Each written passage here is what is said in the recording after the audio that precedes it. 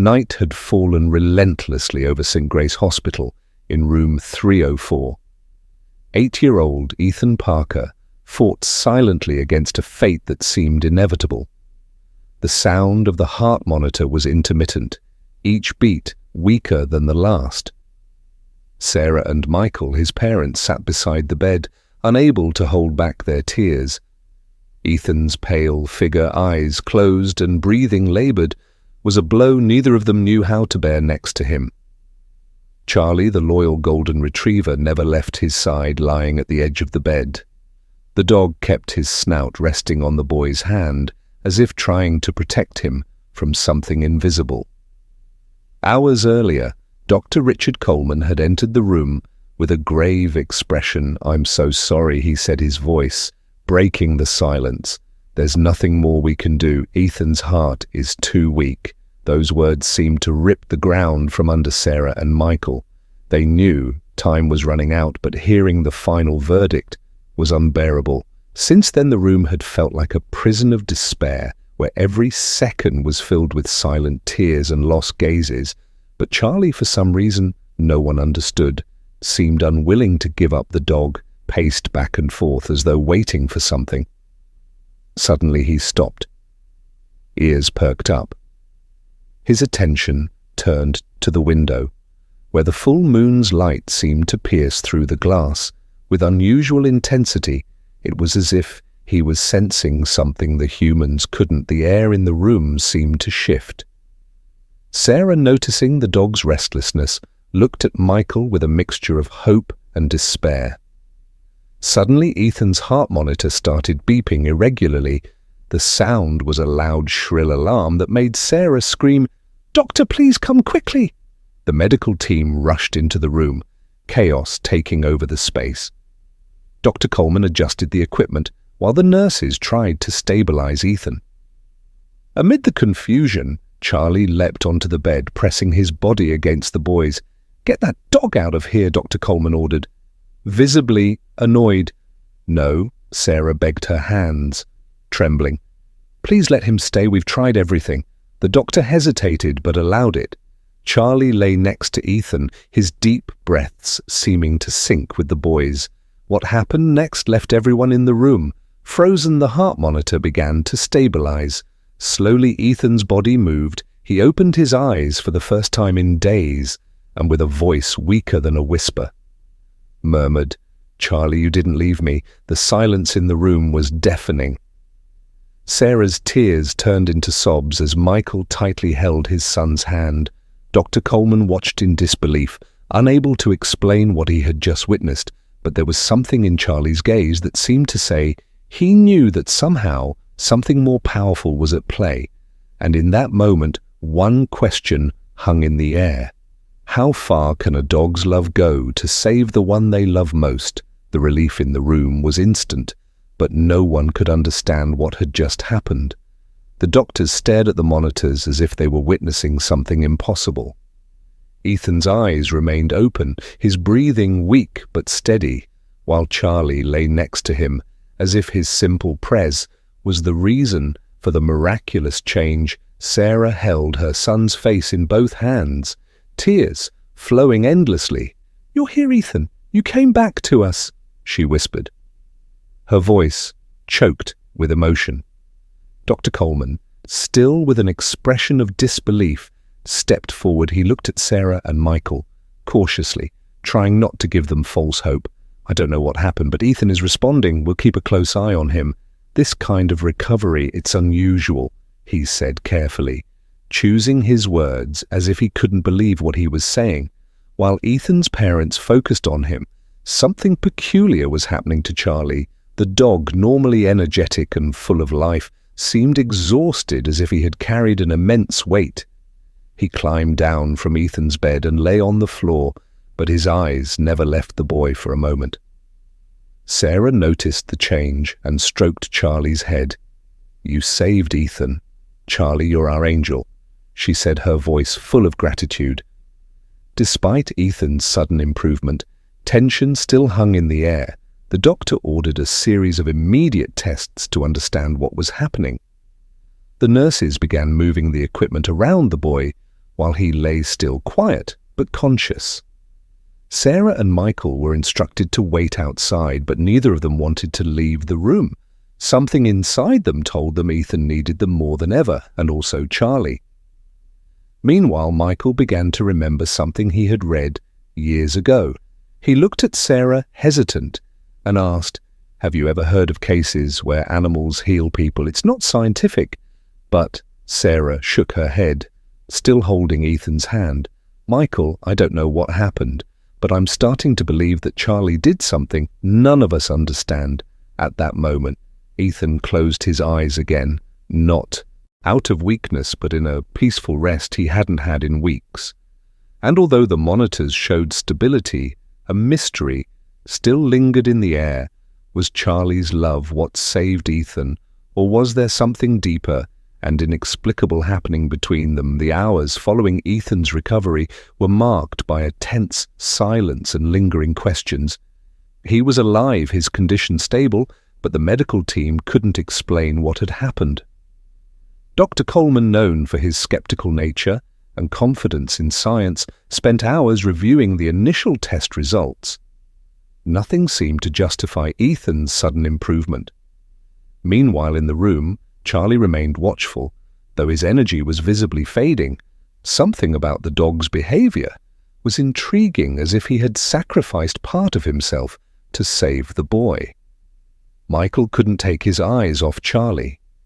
He remembered a story his grandfather had told him when he was little about dogs who, in times of extreme need, could share their life force with the humans they loved.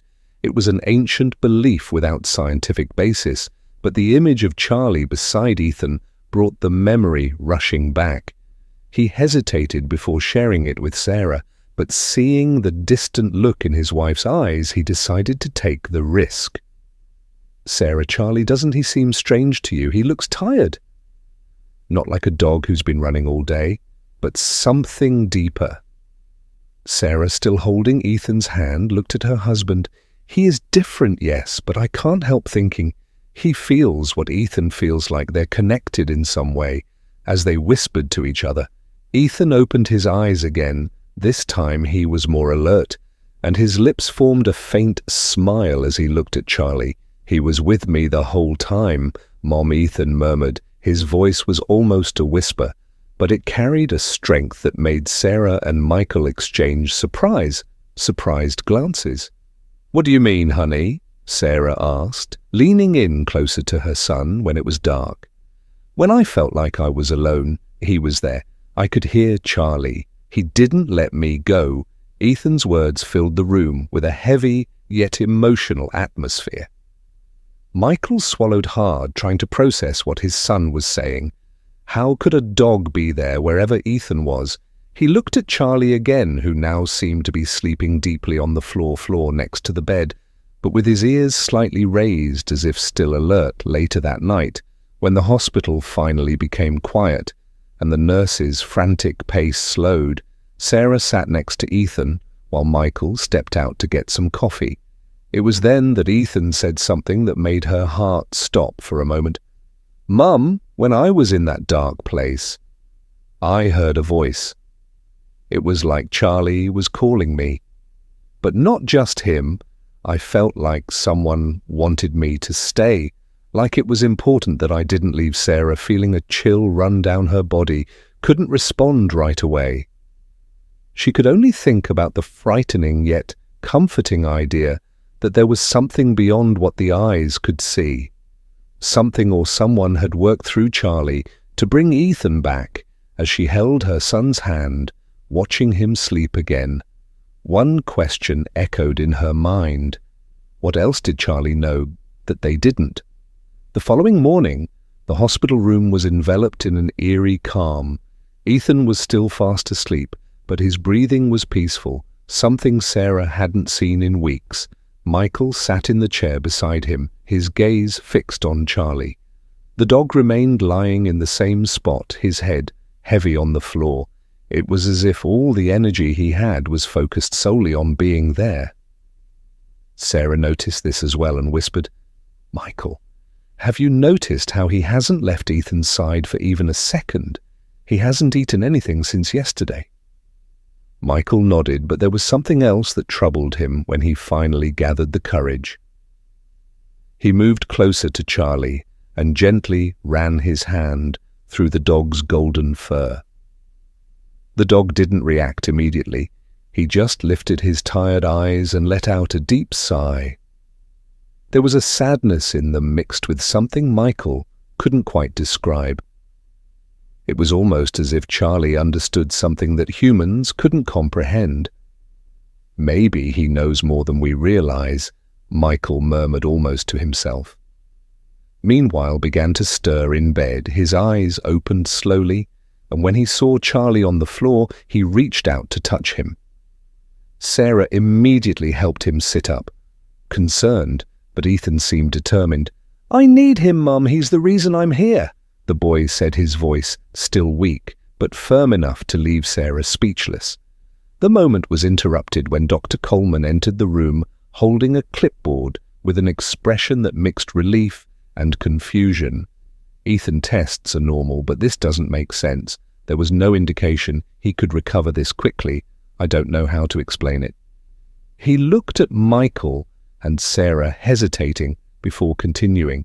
"Did you notice anything unusual, any changes that could have caused this?" Michael and Sarah exchanged looks. They didn't know how to explain what was happening without sounding insane. After all, who would believe that the bond between a boy and his dog could be the key to something so miraculous? All we know is that Charlie hasn't left his side. Sarah answered, trying to keep her voice calm.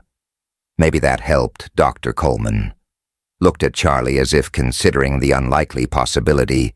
He knew he couldn't base his conclusions on anything but science, but the intensity in the dog's gaze made him hesitate for a moment. "Well, we'll continue monitoring Ethan, but I have to say, this case is unique." When the doctor left, Michael approached the window, trying to find answers in the gray landscape outside. He knew something extraordinary was happening, something that defied any logical explanation. And as he looked at Charlie, who now seemed even more exhausted, he felt a wave of guilt for not being able to ease the burden the dog seemed to carry. One thing was certain: though Charlie was playing a role, no one could explain what motivated him. What did he know, and more importantly, how far would he go for Ethan? Charlie remained by Ethan's side, his eyes now dull and his strength visibly fading with each passing hour. Sarah felt a tighter knot in her heart as she watched the dog. He seemed to be losing something vital, but his determination to protect Ethan was unwavering.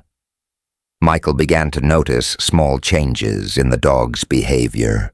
He no longer reacted to sounds around him, and didn't even lift his head when called. It was as if his very existence was being drained. Ethan, however, showed an improvement that no one could explain that afternoon. He asked to sit at the edge of the bed. His voice, once weak, now sounded firmer. "Mom, I need Charlie to stay with me. Even if Ian's tired," Ethan said gently.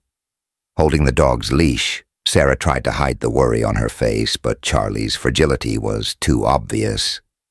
Still, how could she deny her son when he seemed to be coming back to life?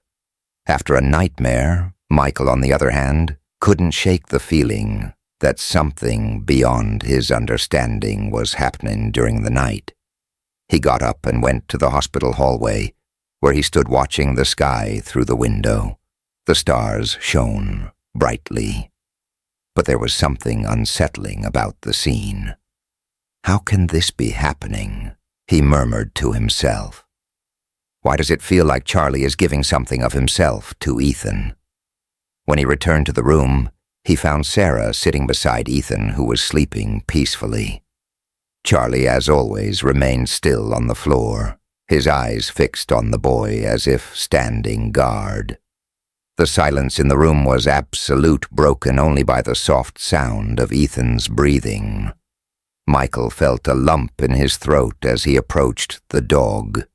He kneeled beside Charlie and ran his hand over his head, whispering, "You're doing something none of us understand, aren't you?" But at what cost the next morning? Dr. Coleman turned with more test results. He seemed incredulous as he spoke. "There's no way to explain this. Ethan is not only stable but showing signs of full recovery. If this continues, he might be discharged in a few days." He looked at the parents with a mix of joy and confusion. But I have to ask, was there some intervention we don't know about? Michael and Sarah hesitated. How could they explain that the beating heart in that room wasn't Ethan's, but Charlie's? That the dog seemed to be silently fighting for his owner in a sacrifice no one knew how far it could go. What no one could ignore was that every step Ethan took toward life seemed to cost a piece of Charlie's vitality. Michael, unable to bear the weight of the situation, stepped out into the hallway again, this time. With tears in his eyes, something was about to happen, something no one there could prevent. The night was silent in the hospital. Ethan slept peacefully, while Charlie seemed more and more fragile beside the bed on the floor. The dog barely opened his eyes, as if the weight of what he had done was draining his strength. Sarah looked at him with a heavy heart, fearing what no one wanted to admit. Charlie was sacrificing himself. Michael remained by the window, watching the full moon light up the room. He felt a mix of gratitude and guilt, seeing the dog so worn out. Ethan, however, gently woke up and looked directly at Charlie. "Mom, Dad, he's tired. I know he helped me. He saved me," the boy said, his voice weak. Sarah stroked Charlie's head, tears streaming down her face. "You're our hero, Charlie, but now we need to take care of you." Michael tried to sound firm. "Ethan, we'll do everything we can for him. He'll be fine, just like you." Ethan slowly shook his head. "He protected me when I was in that dark place. Now he needs to rest." Michael decided to step out into the hospital garden, seeking a moment of clarity. Outside, under the silver moonlight, he felt a presence by his side. It was Charlie, who had somehow found the strength to follow him. The dog looked at Michael with tired eyes, but they were full of purpose. Michael kneeled down and gently held Charlie's face, tears welling up. "You're telling me something, aren't you?" he whispered. "But why does it feel like you're saying goodbye, Charlie?" Softly licked his hand before lying down on the grass. Even exhausted, his expression was one of serenity. Michael felt the dog was trying to communicate something he couldn't fully understand back in the room. Sarah noticed Michael's downcast look. "What happened?" she asked anxiously. "Ian's showing us that all of this has a purpose." Michael replied, struggling to speak. "But I think we need to prepare for what's coming next." Once again, Charlie's presence brought questions without answers. How far would he go? For Ethan Morning arrived quietly in room 304, but the tension still hung in the air. Ethan was awake, watching Charlie with eyes full of worry. The dog remained by the bed, motionless, his chest rising and falling slowly, as if each breath was a huge effort. Sarah adjusted her son's pillows, but her attention was on Charlie. She knew something was deeply wrong, but she didn't have the courage to admit it. Michael entered the room with 2 cups of coffee. He paused for a moment, observing the scene, Ethan holding Charlie's leash, while Sarah gently stroked the dog's golden fur. The room was filled with a silent connection, something that went beyond words. As Michael approached, handing one of the cups to Sarah, "He's still not up?" he asked, his voice soft. Sarah shook her head. "He won't leave Ethan's side. It's like he's forcing himself to stay here, even if it's costing him everything." Ethan looked at his parents, his voice soft but firm. "Mom, Dad, I want us to help Charlie. He helped me when no one else could." Now it's his turn. Michael felt a tightness in his chest as he heard those words. He knew Ethan was right. But how could they help an animal who seemed to be giving up its own life out of love? As he tried to find an answer, Ethan added, "I feel like he needs us now more than ever to that stay." Dr. Coleman entered the room with an expression that mixed relief and curiosity. "Ethan is improving incredibly. If he continues like this, we might be able to discharge him in a few days," he said, trying not to let his disbelief show Michael, however, couldn't fully feel joy in Charlie. He asked, pointing to the dog by the bed. Dr. Coleman frowned briefly, glancing at Charlie. "He looks exhausted.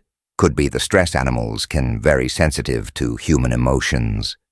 But other than that, I don't see anything obvious. You could take him to a vet to be sure." After the doctor left, Michael and Sarah decided they needed to take action. They called a local veterinarian, who arrived at the hospital that afternoon. The doctor, a kind-looking woman named Ellen, examined Charlie carefully. "He's very tired, but I don't see signs of physical illness," she said gently, petting the dog. "It's like he's emotionally drained. Did you mention that he's been very close to Ethan?" Michael nodded, his voice choked. "He hasn't left Ethan's side since all of this started. It's like he's protecting our son from something." Ellen looked at the dog with a knowing expression. "Dogs have a very strong bond with their owners. Sometimes they give of themselves in ways we as humans don't understand. Charlie seems to be carrying the weight of something only he can feel." As Ellen left the room, Ethan called his parents over with a serious look on his face. "I want Charlie to know how much I love him. Do you promise he'll be okay?" he asked, his voice filled with emotion. Sarah and Michael exchanged looks. Feeling the weight of the request, they didn't know what the future held. But one thing was certain. The bond between Ethan and Charlie was beyond anything they could explain. Night had fallen over the hospital, bringing an unusual calm to room 3-4.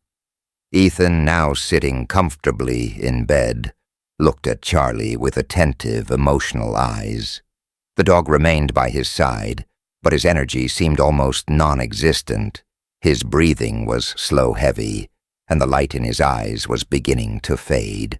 Sarah sat beside her son, holding his hand tenderly, while Michael, with his hands in his pockets, stood by the window.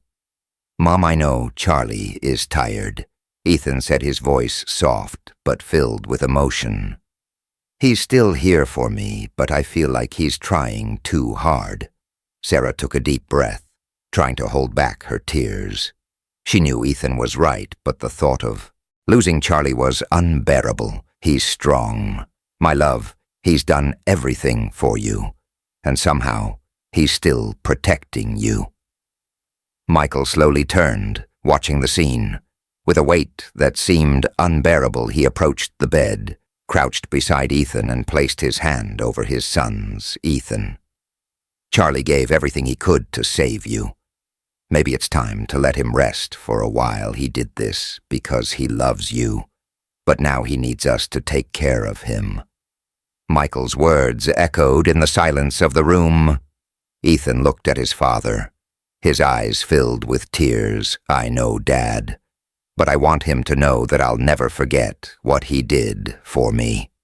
Never during the night, the room was immersed in an almost supernatural calm.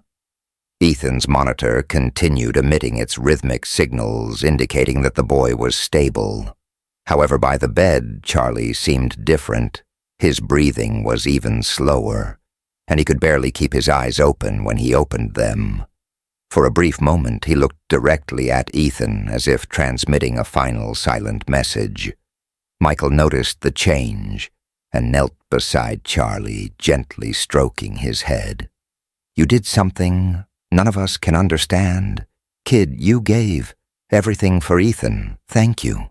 Thank you for being part of our family." The sun began to rise on the horizon, painting the sky with a soft orange hue.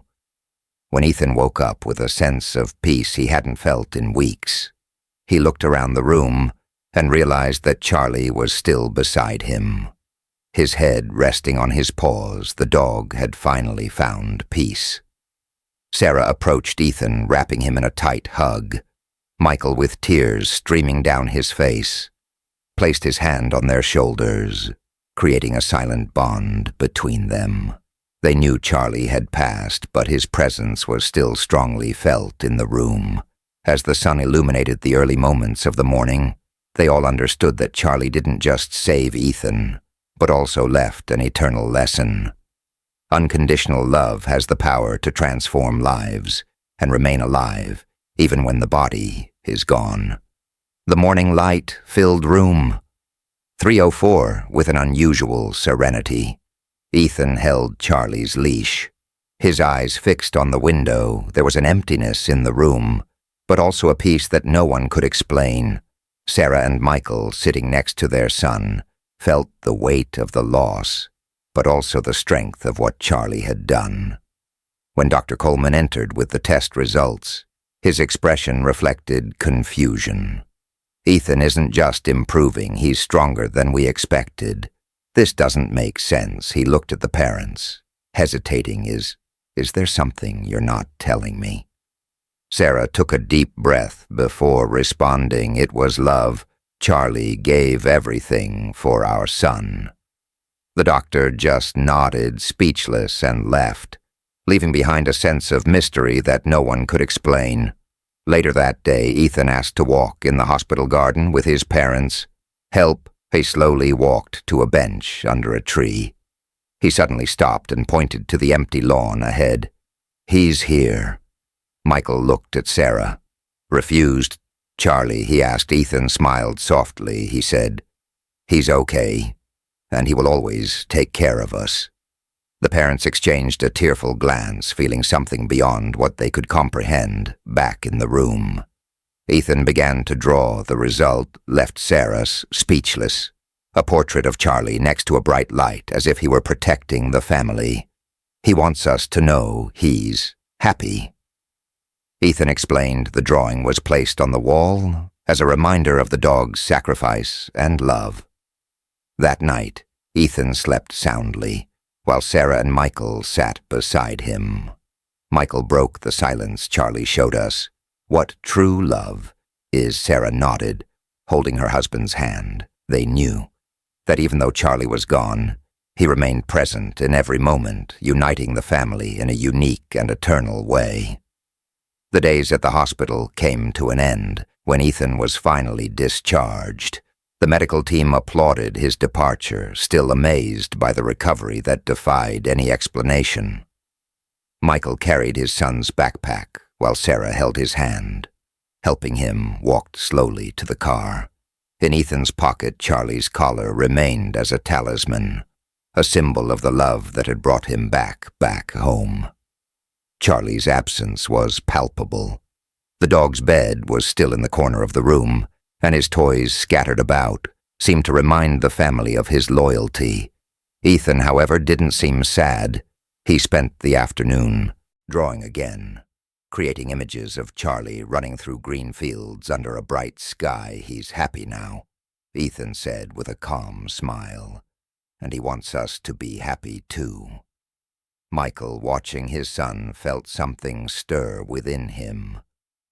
Inspired by all that Charlie had done, he suggested something new to the family.